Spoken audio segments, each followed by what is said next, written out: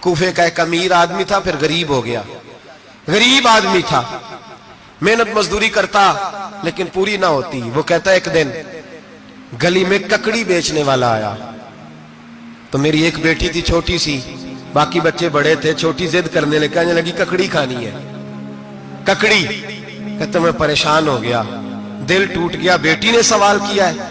فرماتے میں نے سوچا کس کے پاس جاؤں، کسی اور کے پاس مجھے سمجھ نہ آیا، میں سیدھا امام اعظم کے پاس چلا گیا، یہ شخص ہے جو مجھے دے گا بھی اور میرا پردہ بھی رکھے گا۔ حضرت امام اعظم کے پاس گیا تو فرماتے رش بہت زیادہ تھا، میں امام صاحب سے بات ہی نہ کر سکا، واپس آ گیا۔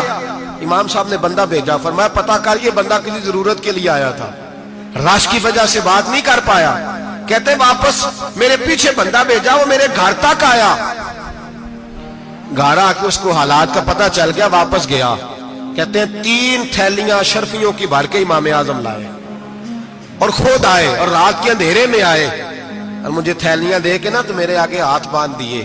میں نے کہا حضور ہاتھ کیوں باندھتے ہیں؟ آپ فرمانے لگے یار دکھ اس بات کا ہے کہ تو میرا پڑوسی تھا اور تیری غربت کا مجھے پتہ ہی نہیں چلا۔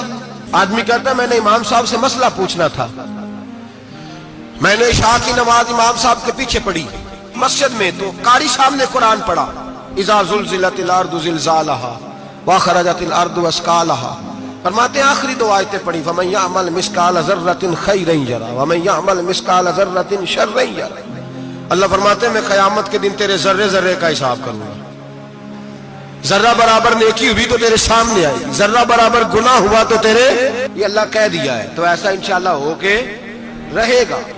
یہ آیت امام صاحب نے سنی تو کہتے ہیں میں نمازی سارے چلے گئے تو امام صاحب بیٹھے اور یوں نہ اپنی داڑھی پکڑ لی، چراغ ٹمٹما رہا، کہتے ہیں داڑھی پکڑ لی اور امام صاحب بیٹھے ہیں۔ میں نے کہا کہ کسی محویت کے عالم میں ہے، سوچ میں، چلے میں تھوڑی دیر میں آتا ہوں۔ کہتے ہیں میں 2 گھنٹے کے بعد آیا تو امام صاحب ایسے بیٹھے ہیں داڑھی پکڑی ہوئی۔ میں نے کہا ٹھہر کے آتا ہوں، میں پھر 1-1.5 گھنٹے کے بعد گیا تو ویسے ہی بیٹھے۔ کہتے ہیں تہجد کا وقت ہو گیا، میں مسجد میں گیا تو چراغ ٹمٹمانے لگا، ختم ہونے کے قریب آ گیا، امام صاحب بیٹھے ہیں۔ اب میں نے دیکھا کہ آنکھیں آنسوؤں سے بھری ہوئی ہیں اور اپنی داڑھی پکڑ کے کھینچ رہے ہیں اور کہتے ہیں یا اللہ تو اگر ذرے ذرے کا حساب لے گا تو ابو حنیفہ تو الجھ جائے گا، اے اللہ تو ذرے ذرے کے بارے میں پوچھے گا تو میں تو نہیں جواب دے سکتا، خدا بندہ اس طرح کر، میرے ان سفید بالوں پہ رحم کھا، اے اللہ میرے بڑھاپے پہ مہربانی فرما، مجھ سے نہ ذرے ذرے کا پوچھنا، میں بڑا کمزور ہوں، میں نہیں جواب دے سکتا، مولا مجھ سے درگزر والا معاملہ کر۔ کہتے تڑپ رہے امام صاحب، فجر کی اذان ہوئی تو امام صاحب نے دائیں بائیں دیکھا، میں پیچھے کھڑا تھا، میں نے کہا حضور ساری رات ہی گزر گئی، آپ ایک آیت سن کے پریشان رہے اور میں روزانہ 20 تقریریں سنتا ہوں، درجنوں حدیثیں سنتا ہوں، مجھے تو اثر نہیں ہوتا۔ آپ فرمانے لگے مجھے تیرے معاملے کا نہیں پتا، لیکن مجھے اگر تو نے دیکھ لیا ہے تو کسی کے ساتھ ذکر نہ کرنا مجھے، اور فرمانے لگے پھر تو نیک آدمی ہوگا، تجھے نہیں خیال آتا، تو میں تو جانتا ہوں من آنم کے من دانم، پتہ سارا ہے سردار نو کی تیانا۔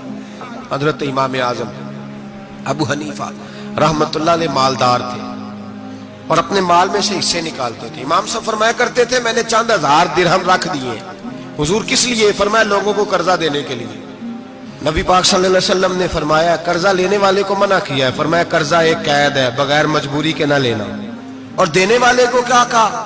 فرمایا اگر سامنے والا تنگ دست ہو نا، تنگ دست، تو اسے مہلت دو، جتنی تم مہلت دو گے اللہ اتنے پیسے روز صدقہ کرنے کا ثواب عطا فرمائے گا۔ امام اعظم ابو حنیفہ نے ایک بندے سے پیسے لینے تھے اور حال یہ تھا کہ آپ دھوپ میں کھڑے تھے، ساتھ اس بندے کا مکان تھا، لوگوں نے کہا حضرت دیوار کے سائے میں ہو جائے، فرمانے لگے اس سے پیسے لینے ہیں، اگر سائے میں کھڑا ہوا تو سود میں شمار ہو جائے گا، میں اس سے فائدہ نہیں لے سکتا۔ ایک بندے سے قرضہ لینا تھا، وہ آپ کو دیکھ کے گلی اور دوسری گلی میں چلا گیا، رستہ بدل گیا اور چھپ گیا۔ امام صاحب رونے لگے، کہنے لگے اے اللہ میں اتنا برا ہو گیا ہوں کہ تیرے بندے مجھ سے چھپنے لگے، اس کو ڈھونڈ کے لائے، کیوں چھپتا ہے؟ کہا حضور آپ کے پیسے دینے ہیں۔ آپ نے فرمایا جا میں نے اللہ کی رضا کے لیے معاف کیا۔